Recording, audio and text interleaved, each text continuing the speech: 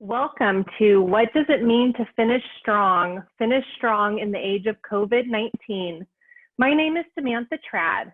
I'm the Hawaii and California State Director for Compassion and Choices, and I will be your moderator today.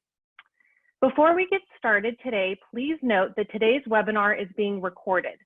Please also note that everyone is in view-only mode. This means both your audio and video functions are disabled, and neither will appear in the recording. So don't worry if your hair is a mess because nobody can see you. We will have a formal Q&A session at the end of the presentation. To ask a question, type your question into the Q&A box on your screen and click send. Please note, check send anonymously if you do not want your name attached to your question in the Q&A. We will answer as many questions as possible at the end of the presentation. With those housekeeping items out of the way, we're happy to begin. I am very pleased and honored to welcome a woman who has had an incredible life and career. For more than 5 decades, Barbara Coombs worked in healthcare as a clinician, policymaker, and advocate. She has worked as a nurse, physician assistant, and attorney, among other roles. Barbara's work in public policy culminated in her role as Chief Executive Officer and now as President Emerita, Senior Advisor of Compassion and Choices. I'm guessing many of you have read her powerful book, Finish Strong, Putting Your Priorities First at Life's End. It is a must read. As Barbara writes in her book, talking about death won't kill you, but it could improve your life. Finish Strong is filled with sage advice on how to chart your own end-of-life journey. Today, we get to hear a little of what is in the book and how to plan to finish strong now in the time of COVID-19.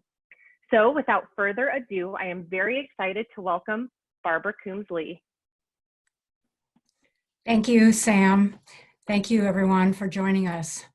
What a momentous time to be talking about the principles in Finish Strong. I'm really honored and humbled to think that the book might be of some help to people in this time of a pandemic when it affects us all. This is a book that was published last year. This year it came out in audio. Of course, it was written pre-COVID, but as I was going through the principles and looking at slides, every single principle had a particular applicability to COVID. So we will talk about COVID, of course. Generally speaking, Finish Strong is a recognition that modern medicine often overtreats advanced and terminal illness. It acknowledges that people, especially the elderly, experience painful, futile interventions and needless suffering. Medicine has an imperative to treat aggressively and prolong life, no matter the quality of life. So in Finish Strong, I try to change that paradigm. Finish Strong asks us to examine our values, our beliefs, and set very clear priorities for the closing chapter of our precious lives. It's a call for an empowered attitude, new habits of inquiry and discernment, and expectations for candor and deference from our doctors. Not too long ago, we were like voices sort of crying in the wilderness about the need for this kind of paradigm shift. These days, it's much more commonly accepted. Even in the business community, I was struck by this article that came out last year in Fast Company. I refuse to have a terrible death, they say. And they observed that dying as one wishes has become a luxury. 70% of us would prefer to die at home, surrounded by loved ones. We often forfeit that future to much more technology.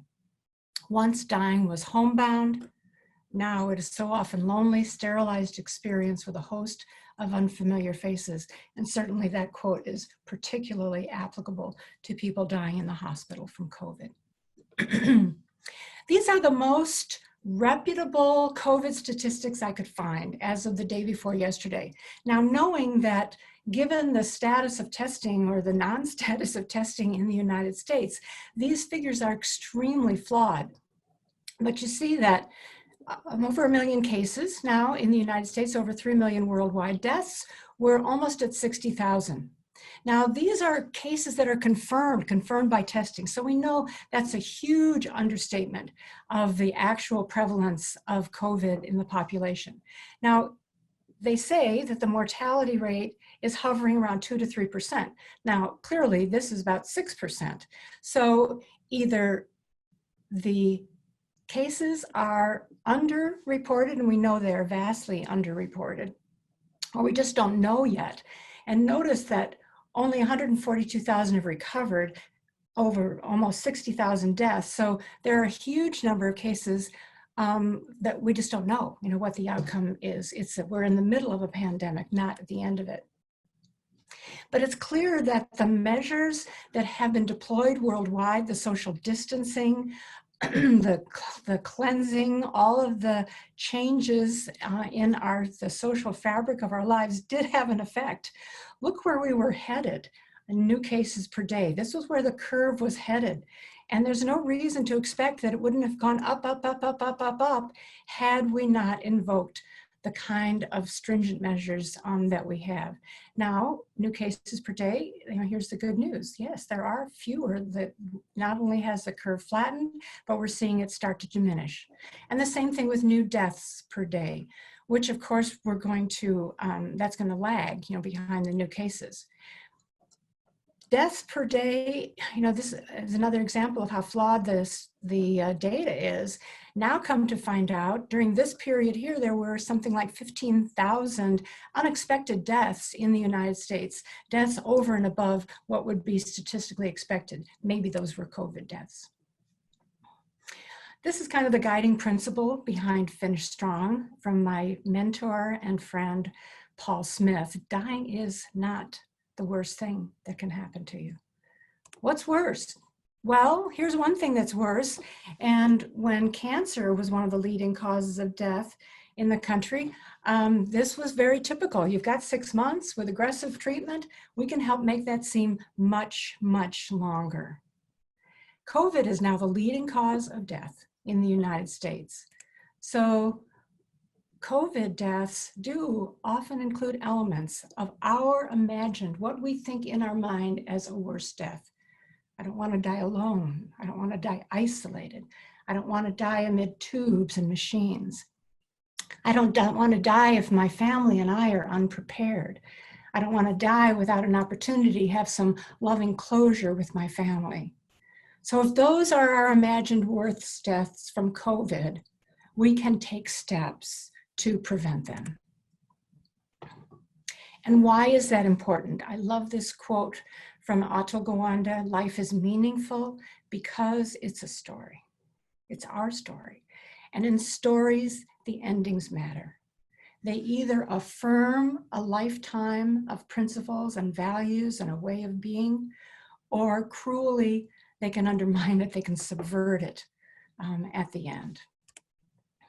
So getting the wrap right, the wrap on our story, calls for analysis on our part, a very courageous, open-eyed, forthright analysis of who we are, what situation are we in, what are the options, and how can we achieve the best death that we possibly can.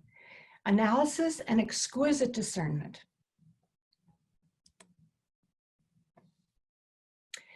So here's a good thing, I guess. A global pandemic is raising death awareness. These conversations used to be very peculiar, and people used to look at you oddly if you brought up the subject.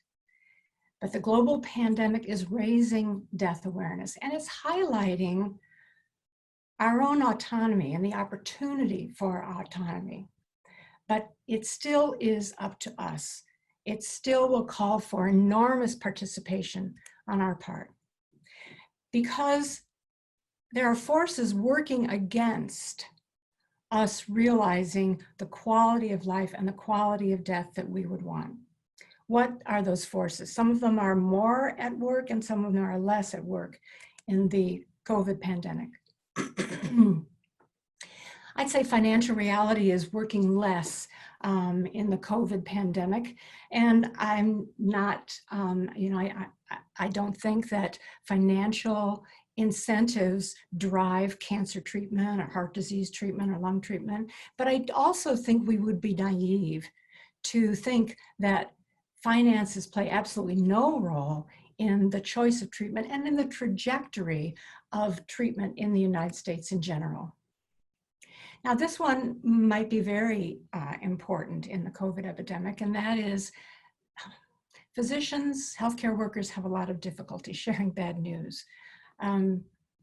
It's stressful for them. It's so much easier to share a slim hope than the bad news that we are just about making the time that's left as comfortable and as peaceful as possible. But sometimes physicians and others need help. They need to be led to tell us the information that we need to make good decisions. Unrealistic expectations. This certainly plays a role. We have an expectation that medicine, maybe less so now after a month and a half of experience with COVID, but our expectation is that medicine will find cures and medicine will prolong life. This expectation played out, some of you remember, of course we all remember, at the beginning of the epidemic, how we put our faith in ventilators. And the question was, will there be enough ventilators? And I think everyone's expectation was, well, if we just can put people on ventilators and play out the duration of the illness, everything will be fine. In essence, mortality is 100%. All expectations of no mortality are unrealistic. Technology is seductive. If there is technology available, there is a natural inclination to want to use it, to want to see it used. And again, the ventilators with COVID are a very good example of that. We tend to put our faith in technology. Even now, of course, we're putting an enormous amount of faith in the development of a treatment, in the development of a vaccine. And we kind of expect that those things will be accelerated beyond what medical experts tell us is a reasonable timeline. Defensive medicine plays a role in overtreatment, and that is because physicians are very risk averse. And the common knowledge, the common attitude is better to overtreat than undertreat. I would rather defend overtreatment, even if a person's quality of life is not particularly great at the end of life. I would rather defend that than defend a decision not to do something. And then I think this is something we're all suffering from in the COVID pandemic. There's such a shock that comes with the realization that this is a terminal situation. And there's a certain stigma attached to what we would call giving up. Giving up is seen as a loss, losing the war. There's a stigma attached to it. So much better it would be to change that way of thinking to just an acknowledgement in the forces of nature and in a way to accept a successful life closure. The end, a beautiful end, as beautiful as it can be, a beautiful end to a beautiful life. So these three slides kind of demonstrate the principle of weighing when we are making decisions and how the process of weighing our alternatives and weighing the desirability of any medical intervention changes over time. When we are young and relatively healthy, and we have long, robust lives ahead of us, and some illness or injury befalls us, it's hard to imagine any medical intervention where the benefits wouldn't outweigh the burdens. And it would be reasonable to accept and seek the intervention. The burdens are probably temporary. There will be some pain, there will be some suffering, there will be a period of isolation, there might be a period of recovery, but the benefits of restoration of robust health and return of function over a long lifetime clearly outweigh that. But then we start to age and maybe we develop comorbidities. We might have heart disease, we might have lung disease. We might not be able to derive the same kind of benefit from an intervention. Maybe it will restore us to function, but not total function. Maybe there are side effects that represent very high risks for us in our particular health situation.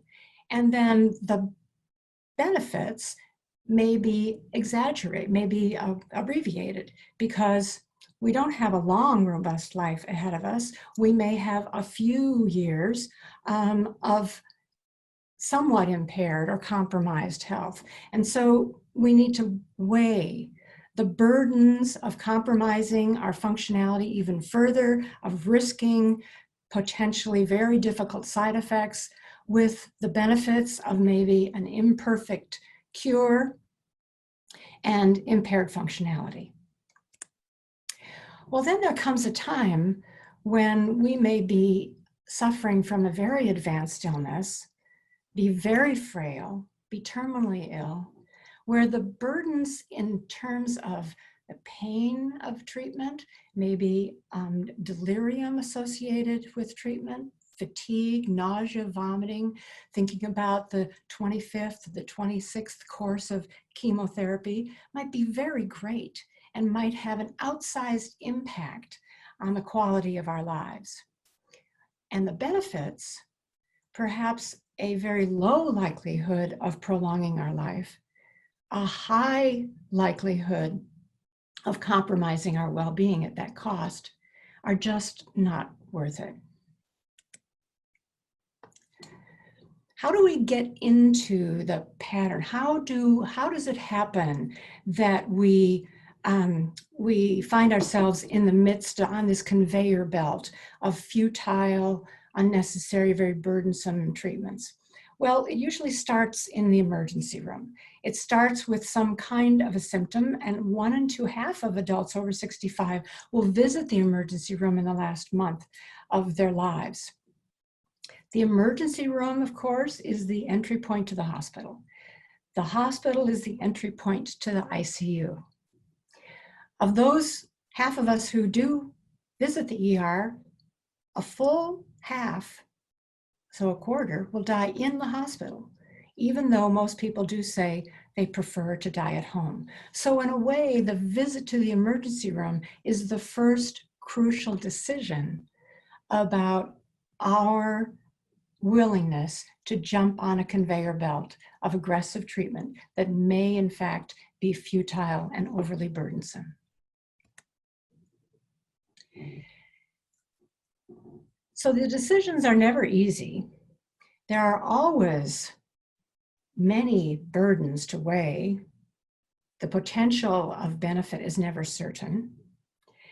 But COVID-19 decisions are in some ways harder. This is called the novel coronavirus. It is a novel, maybe the most important definer.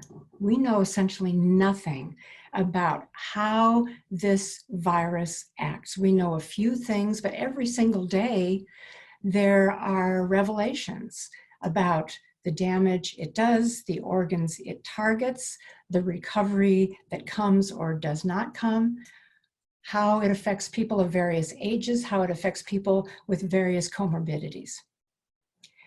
The most serious portion of the disease, the acute respiratory distress, largely it's being treated as ARDS, acute respiratory distress syndrome. And that's a whole treatment protocol that has been used for years with ARDS from a host of other causes. There's a whole segment of physicians right now who are saying, no, that's all wrong. It shouldn't be treated like ARDS. It should be treated like HAPE, high altitude pulmonary edema. It's much more like that. And so the regimens for ventilation, if we use ARDS, it's all wrong. Then there's another host of physicians, most notably in Germany, who are saying, no, it's neither. Both all that positive pressure ventilation is probably doing more harm than good. And there are more conservative therapies that, that we should be turning to, at least we should be testing. So that's a big impediment to decision making, right? If we don't even know, we don't even have the scientific studies, we certainly don't have any double-blind controls. I've been amazed at how rapidly the medical community worldwide has responded to this information gap. And they're just sharing information at rapid rate. Medical journals are publishing studies before they're peer-reviewed. There's a robust dialogue, international dialogue, and everyone is being very generous with their insights and their experience. Another reason COVID decisions are harder is because the symptomatology is so varied. Some people present classically with the dry cough and fever. Now we know that loss of smell and taste are also considered classic symptoms. But some people don't present with those symptoms at all. Some people present with vomiting and diarrhea, confusion. Some people with dementia just become more confused. Some elderly people or frail people just become incontinent for the first time. Atypical symptoms are much more likely in the elderly, it appears. The effect on all the vital organs in the body, not just the lungs, is extremely unpredictable with COVID. At first, people didn't realize that there was the possibility, sometimes even the likelihood, of pathology in the heart, cardiomyopathies, that the COVID virus also can damage kidneys, lung, of course, liver too. So we don't really know how systemic the impact of the virus is. And then finally, this might be the most difficult thing about COVID decision-making. The critical decisions, when they must be made now. Other kinds of decisions, say for someone who has had cancer 20 years and has been in remission and then out of remission, in and out, and they now are having a recurrence very late, there's time to assess what the likelihood of life prolongation with another course of chemotherapy might be. There's experience, personal experience to rely on. That's not the case with COVID. With COVID, the decision particularly about ICU admission, intubation, mechanical ventilation, is one that is made on the basis of evidence now. Physicians who are watching the oxygen saturation of the blood drop, and they come to the patient with the news, we must do something now if the oxygen saturation is not too, if we don't want to let it go below the level to sustain life. So this is an example of the disease trajectories that physicians are used to dealing with. The top one is cancer. We alluded to it.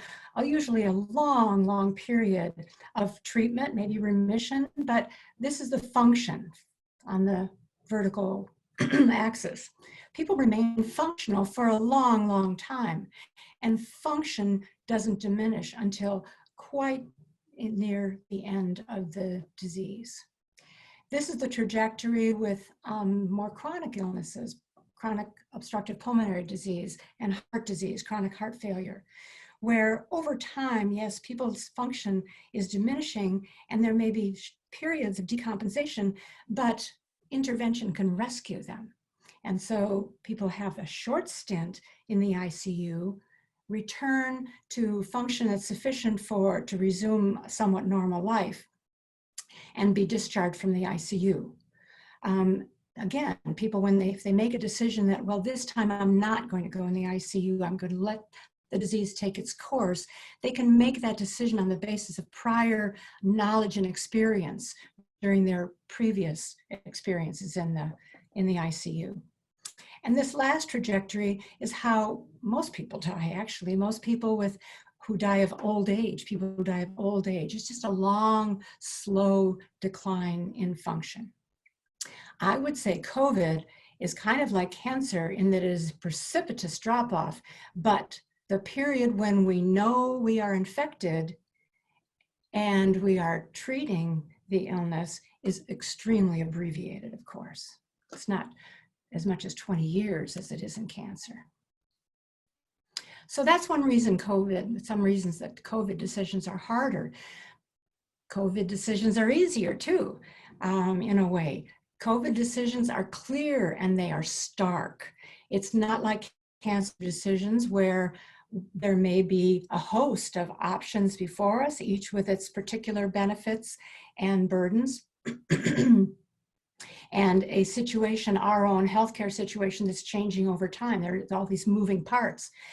With a COVID decision, the decision is going to be clear, the decision point. Do I submit to an admission to an ICU, or do I opt for conservative care, more conservative care where I could stay at home and not be alone and isolated? Conservative care has has good success. Many people recover from COVID. Now there's an understanding that something as conservative as just oxygen by nasal prong or by BiPAP machine and change in position, people who can lie prone, who can lie on their stomachs, who can lie on their side, sometimes can see their oxygen saturation in their blood rise just because of those very simple interventions. Slow medicine interventions. One of the chapters in Finish Strong is about slow medicine. These would be considered slow medicine interventions that might actually be very effective. Another reason COVID decisions are easier is that patients are often alert and capable of making a decision at the time the decision is made. Usually when the decision is about intubation, CPR, artificial ventilation, mechanical ventilation, it's because there's been some kind of total cardiopulmonary collapse or a massive stroke. And the patient is unconscious, is not able to participate in the decision. Now, in COVID, because of the very unusual way that oxygen transfer across the alveolar membrane in the lung is affected with a COVID infection, we have a situation where oxygen level can be falling. Patients do not feel the panic of suffocation because their carbon dioxide is not rising. And so we hear stories of, my mom was FaceTiming with us in the hospital, and suddenly the doctor rushed in and said, "We have to intubate you now, we have to move you to the ICU." But mom was alert and she was capable, and she wasn't feeling as though she was close to death. So that's an advantage. If we anticipate, if we use our discernment and our forward planning now, there's some likelihood that when a decision comes, we will be able to make it ourselves. We won't necessarily have to rely on surrogates. And so that's the other good news, is that, we are motivated as a country, we're motivated to think about these sorts of decisions. We can consider our options and all the hypotheticals. What if this, what if that? Think about them now, discuss them calmly, and come to a plan that then we can implement if and when the time comes.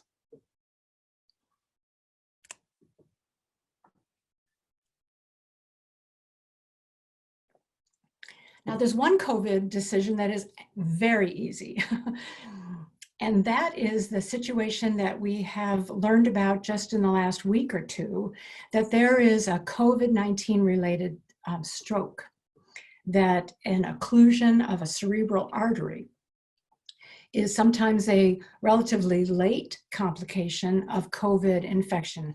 Among younger population, the cases are of people who perhaps are even at home, likely at home, and they have survived a non-threatening respiratory illness. And then suddenly there is an experience of a stroke. one-sided numbness or weakness or paralysis. Maybe it's facial, maybe it's an arm or a leg. This is an easy decision. It turns out that COVID-19 has this impact on the coagulation function sometimes in some people. We don't know, I haven't read any information about predictors, but sometimes there is this disseminated coagulopathy. But it is eminently treatable.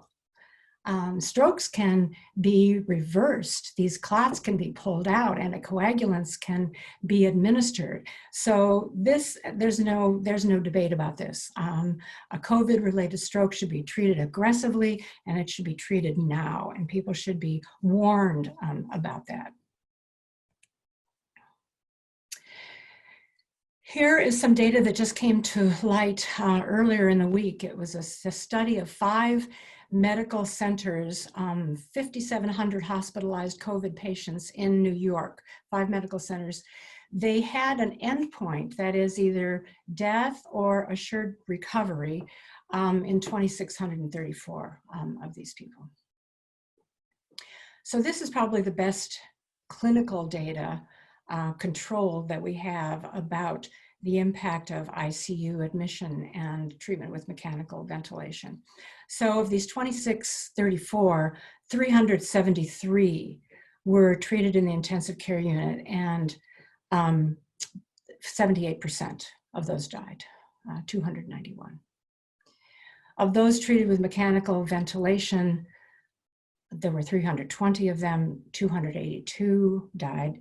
282 is the total number, 88% of them died. So it looks as though in this cohort anyway, in the largest focus study that we have, that the survival rate with mechanical ventilation and COVID, and I get emotional even thinking about this, is 12%. Is 12%. So far from the initial hopes we placed in mechanical ventilation and the belief that if we just got enough, if we got the GM factory to produce enough mechanical ventilators, that we would be able to endure this epidemic and survive it. These are 2 little illustrations I use in the book, Finish Strong, just to provide a visual image of the paradigm shift I'm talking about moving beyond just patient-centered care. Patient-centered care is kind of the watchword. That's what physicians use, physician educators use to describe the attitude that they're after. They want the patient to be at the center of decision-making.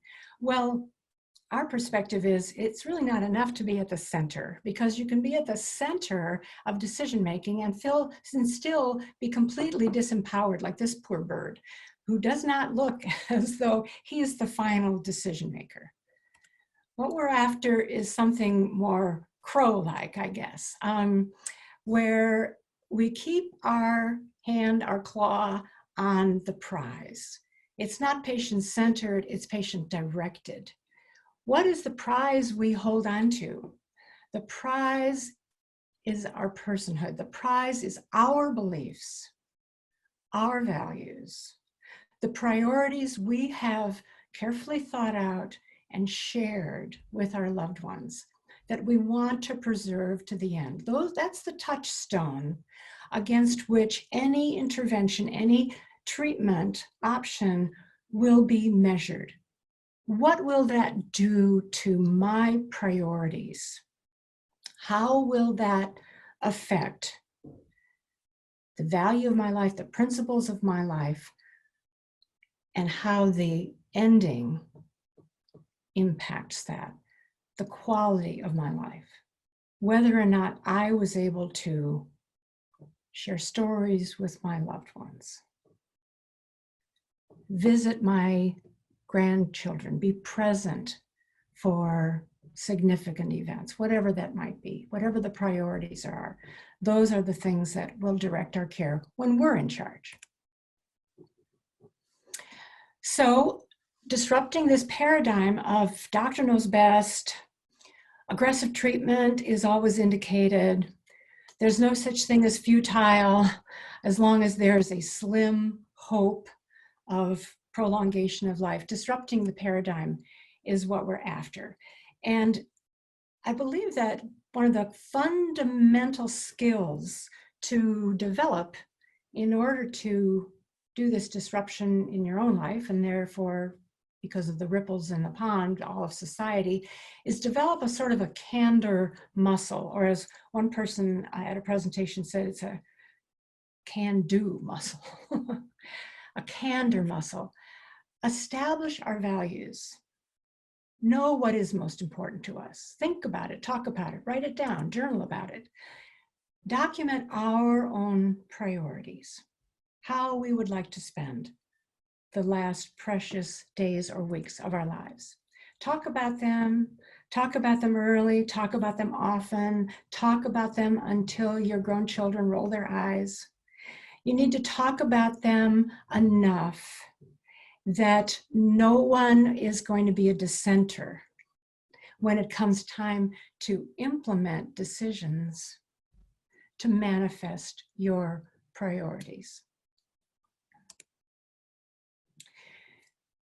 Developing the candor muscle means asking questions and expecting not a pat on the leg, not some kind of a dismissive attitude, but really expecting candid sharing of information. So, doctor, will this treatment cure me? It won't cure me? Well, will it extend my life? Maybe. What's the chance it will extend my life? What's the likelihood it will extend my life? And the answer, we believe with intubation and ventilation with COVID, the likelihood it will extend your life would be 12%. And by how much? What's the likelihood I would emerge from the ICU from this very traumatic mechanical ventilation experience, where ventilation has lasted, perhaps weeks? There may have been injury to other organs during that time. I may have been subjected to other infections. My isolation has been extreme. How likely is it that my life will actually be extended or permanently impaired? What are the alternatives? Are there alternatives? Are there things we could do to improve my breathing, improve my chances without going to that extreme? And what's the quality of time that I'm likely to have left with the various alternatives? If not for our own sake, because I know it's hard to ask doctors these questions, to engage in these very candid conversations, to face these realities. I know it's hard, and we might not be inclined to do it for ourselves. But I must tell you that if we don't do it for ourselves, we should still be motivated to do it for our loved ones, because the trauma of witnessing extraordinary suffering, being isolated, and feeling that the doubt of, I don't know if that's what mom would have really wanted. I felt impotent. I felt incapable. I still don't know if I did the right thing. That's real trauma for children, and it lasts a lifetime. If we can avoid that for the people we love, that's a great achievement. I just want to end by saying that these principles are not only relating to physical illness, they are absolutely applicable to dementia as well. And that escape from dementia, if we make our plans early in the process of dementia, make our wishes known while we are still capable of making decisions and documenting them and talking about them, it is absolutely possible to avoid the kind of long, prolonged time, sometimes months and years, in profound dementia that is the nightmare for so many people. Because the problem, the reason that people do experience long periods with profound dementia is because we treat every illness that comes to a person with dementia as though the goal is to prolong life. The goal is to prolong that life irrespective of the quality of that life. But if we were to see each illness as an opportunity to let nature take its course, as an opportunity to experience dementia as the terminal illness it is, then people with dementia would die of their diabetes, of their urinary tract infections, of their heart failures. And, you know, this was a little graphic demonstration of like a memory unit. There's our guy, our conveyor belt guy at the end of the hall. There's where he's ended up. We could certainly substitute pneumonia here with COVID-19. The decision whether or not to treat will have everything to do with a person's underlying values, beliefs, their priorities, and how we believe they would want to experience the end of their lives. So I'll leave with these kind of 4 truths to sort of sum up the finish strong philosophy. Every condition has a terminal phase. We will enter a terminal phase of every condition, even the dwindles. Even if there's no particular pathological dominant force at work, there will come a time when death is foreseeable within the next 6 months. Every treatment has risks. Every treatment has side effects. There are no free rides in medicine. And so weighing the risks against the benefits is absolutely essential. There are always options. If you ever hear, well, we have to do this, well, this is what is done next. Those are always falsehoods. And there is always room for what else could we do? Is there anything else? What are other ways that this can be treated? Is there anything else? And is there anything else? And then finally, the question, what would happen if we did nothing? Could symptoms be treated? And then finally, that healthcare workers are not ultimately in charge. They are absolutely knowledgeable, skilled, heroic in all ways, but they are not in charge of your life, your values, your priorities. Patients or their surrogates are in charge. That's all I have. I'm going to turn it back over to Sam. Thank you. Thank you so much, Barbara. This is such an incredible, meaningful talk all the time, but especially right now. And some of those COVID-19 statistics that you shared are really shocking. I want to remind everybody that we are going to have questions and answers shortly. So we will try to get to as many questions as we can. And if you would like to ask a question, again, you can type it into the box on your screen. But quickly, I want to go over some resources that we have to help people at end of life. This is one of our most popular resources. It's called the My End of Life Decisions Guide. It's an advanced planning guide and toolkit. It's really an excellent book to help you think through your values and help you make some of those really important decisions when you put together your advanced healthcare directive. It can be found on our website at compassionandchoices.org, End of Life Planning. You can download it for free. We also have an excellent COVID-19 toolkit. This toolkit has a lot of different information for you, and it includes an addendum to your advanced directive in the case of COVID-19 that you can fill out and talk to your healthcare proxy about. We have some excellent Finish Strong tools on our website. One of them is called the Dementia Decoder tool. We do have it now, so you can use it when you go to the website, and it can help you put together an addendum in the case of dementia as well. One of our other Finish Strong tools on the website. So I highly encourage everybody to go there. And here's another picture of the Diagnosis Decoder. This is an excellent resource to help you think through those important questions to ask your doctor that you may not have thought of. I know sometimes when you go to the doctor, your mind goes blank and you forget to ask the questions that you want to ask, and this can really help you depending on what illness you may have. and Finish Strong, as I showed my book. You can also listen to it on Audible. I've read Finish Strong, and now I'm listening to it again on Audible. It's read by Barbara, and it's such an incredible, wonderful book. You can get it on Amazon as well. I think we're ready. We have one or two. Was that the last slide? No, that's not. Okay. Sorry. So we're almost there. You can connect with us online. We are on Facebook, on Twitter, compassionandchoices.org. And you can also follow Barbara at bcoomsley on Twitter. We will have more webinars in May coming soon. We'll be announcing those on Monday. There's a lot of interesting webinars, and you can also check out the webinars we've already done online. I know somebody asked about getting a copy of the slides, and this is being recorded, as I said at the beginning, so you can watch this later on. You can share it with your family and friends, and it'll be on our website within a week.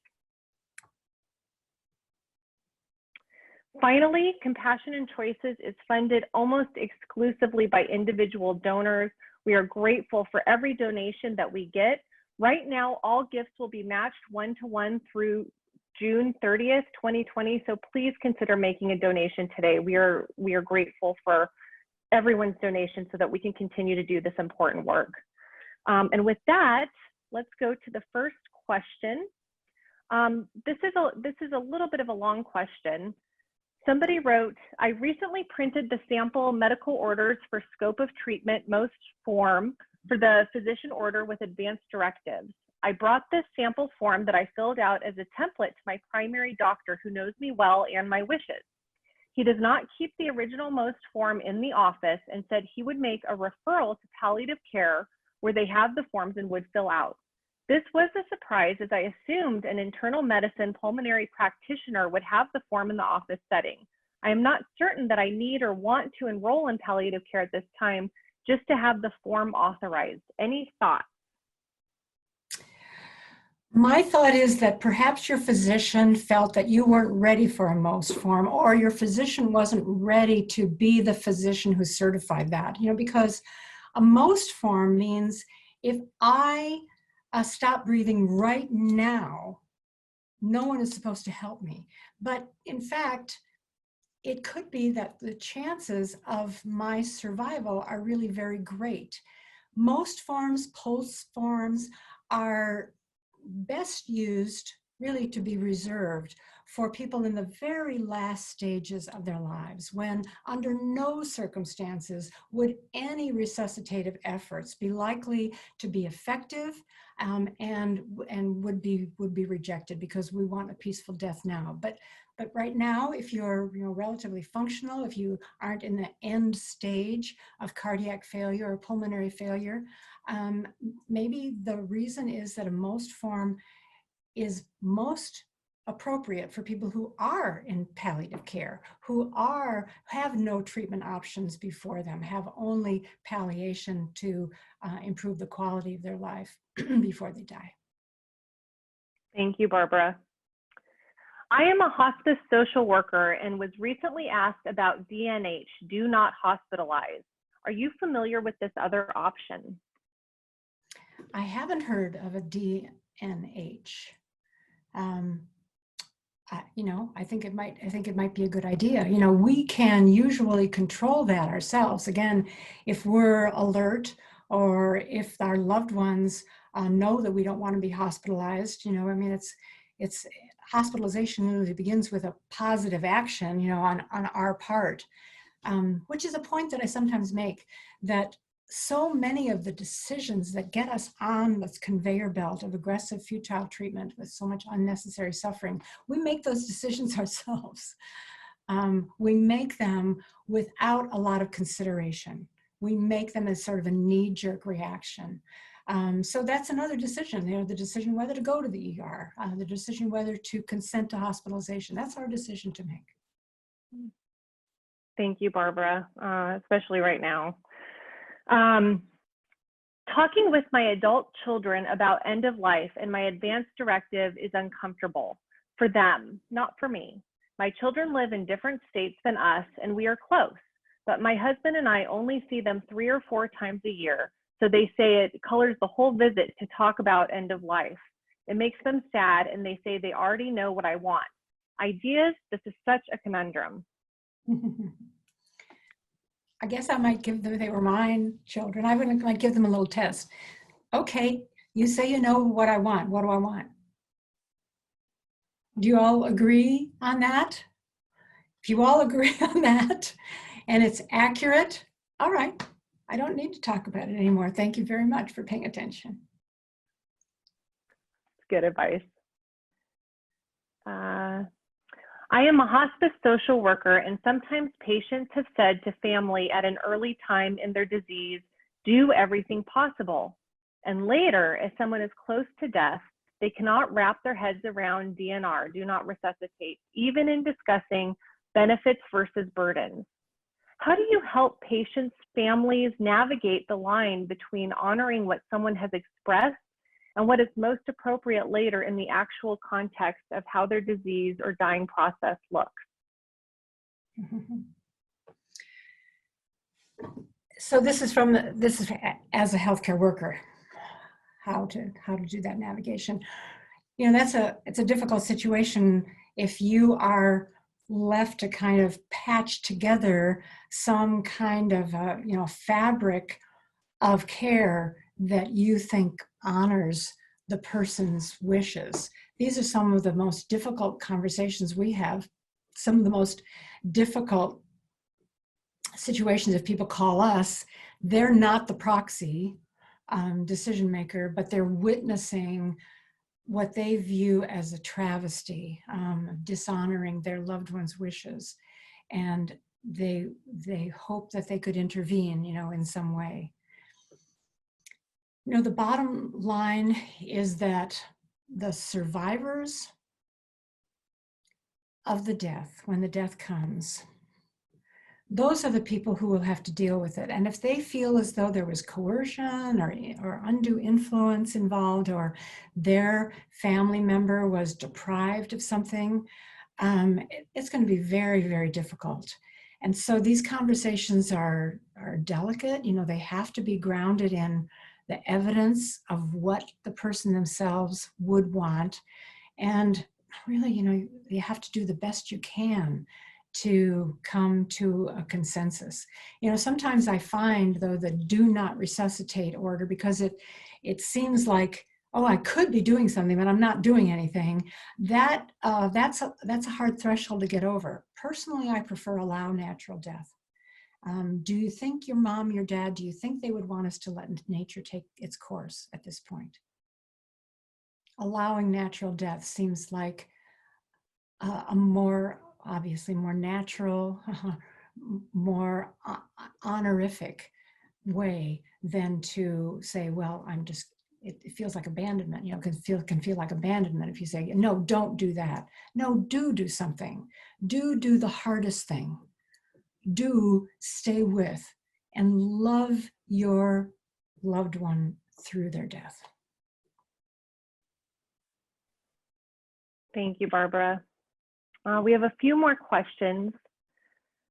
What is the best way to approach your parents with dementia about his or her end-of-life decision planning? Does it work to approach the discussion using COVID as the preeminent reason why this discussion should happen versus not at all? Gee, it might. So much depends on where in the stage of dementia your parents are. Are they very early dementia where they really still have decision-making capability and they can understand what it means about COVID, what it would mean to be wrenched from you, taken from the midst of the family and put in isolation at the end of their lives? That then could be a very good entree. There's this disease coming. If they are at more advanced stage of dementia where they don't really understand a lot going on in the environment, maybe they're in and out of dementia, maybe the best you will be able to do is to get at some kind of a hint during a more lucid time. And earlier in the course of the illness, dementia symptoms kind of ebb and flow. So if you find a time when the person seems particularly lucid, you just might ask an open-ended question like, how do you think the end might come for you, Dad? What would you like? What what's the best you would hope for? And just use those kind of general principles to guide you then. It's tough. Thank Advanced dementia, very advanced dementia. The ship has sailed. Yeah. I would encourage people again to go to our website and look at our Finish Strong tools.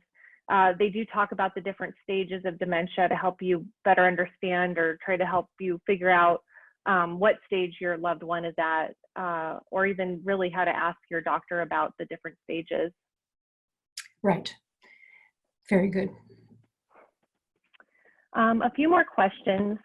If someone has already had a stroke and is dealing with paralysis and on track, how can one begin a conversation about their choices if one has never had one before? It's a similar question, but is there anything you want to add? Right. Well, again, we have the benefit of experience, and I don't know what the person's mental capacity post-stroke might be. But again, if they're still capable of decision making, then you can have an absolutely honest conversation. Hey, Mom, what if this happens to you again? What would you want us to do? You were so lucky and we're so happy that you survived the stroke and you have the function that you have. We can still talk and hug and have a relationship. What's your level of quality that you feel is acceptable to you? How much of that mental function and ability to interact with us would you be willing to sacrifice? How do we know what is a satisfactory quality of life for you, Mom? How do we know? Yeah. I know with my own parents, since the pandemic started, we've talked so that they could update their advanced healthcare directive and have these difficult conversations, especially right now. I think we have time for one or two last questions. Let's see. This question asks, what if you don't want to be hospitalized and you get an extreme infection? You don't have hospice, you're not at the end of life, but you do want pain relief. How do you get that at home? Morphine is supposed to be very helpful for respiratory distress, but how would you get that relief? Or if you have a family member who knows you don't want to be hospitalized, who can they ask to come to your home to help? It seems it's not possible to get pain relief for an acute problem unless you go to the hospital. Is that right? For crisis pain relief, people often do need to be institutionalized in even in hospice, a hospice respite facility to kind of interrupt the pain cascade and get it in control. But if you're a planner and you're looking ahead and you think, well, I might want to treat something very conservatively, but I want to make sure I have pain treatment, I would definitely establish a relationship with the palliative care department or palliative care physicians. Palliative care is delivered in the home. It's delivered in the home all the time. So you don't necessarily have to meet the 6-month criteria in order to have hospice, in order to have effective pain and symptom management in your home. You just need to have a palliative care team or a physician who works with a palliative care team or exercises palliative care herself or himself to support you in your home. All right, the last question that we have time for today. I am curious if you would speculate about whether you think this COVID-19 experience will open up more conversations about end-of-life options in the post-COVID future. Do you expect politicians and policymakers to be more or less receptive to these issues? Or will COVID make more people gun-shy about confronting death in a healthy, proactive manner? I promise I won't hold you accountable in the future regarding your opinion. I am just thinking about where this places the end of life decision in the future. I think the COVID pandemic is changing our society in so many ways. And once people feel comfortable, I feel like I have permission to talk about their end-of-life wishes and desires and overtreatment and unnecessary suffering, the genie's out of the bottle. I think it's very hard to go back. All right. Well, thank you so much, Barbara. This has been an incredible talk. And again, you can find the recording of this on our website. It'll be up within a week.